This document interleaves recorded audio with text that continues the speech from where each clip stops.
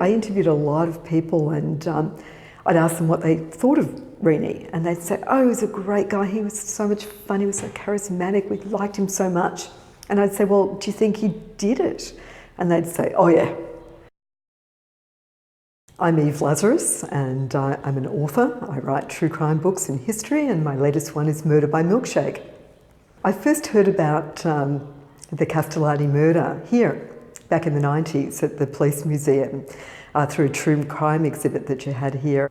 Everything about this story was really fascinating. It was quite a bizarre murder. It had over-the-top characters, and it had a really interesting psychopathic killer. But when I first heard about this story and first looked into it, what I really wanted to know was what happened to Janine. Janine was the 11-year-old daughter when her father murdered her mother. And I really wanted to know what happened to her, what was her life like.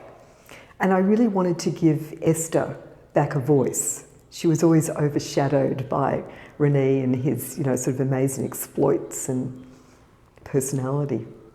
Well, I think one of the fascinating things for me and meeting Janine was finding out about the trial. And I think for a lot of people that it stopped with the murder and the incredible forensics that happened and all of that. But for me, a lot of the fascinating part of this story was afterwards and what happened to him.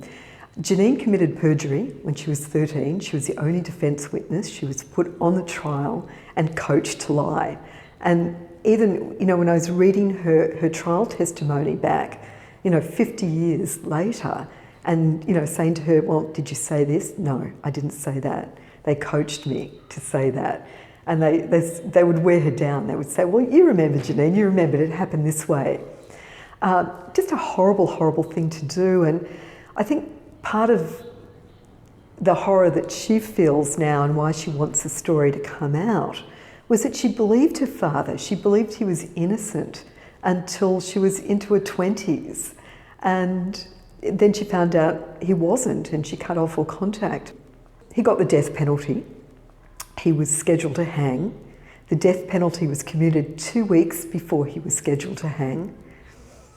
He went to jail for life, and within 2 years, he was getting out on day passes in the community. Within 10 years, he was fully paroled.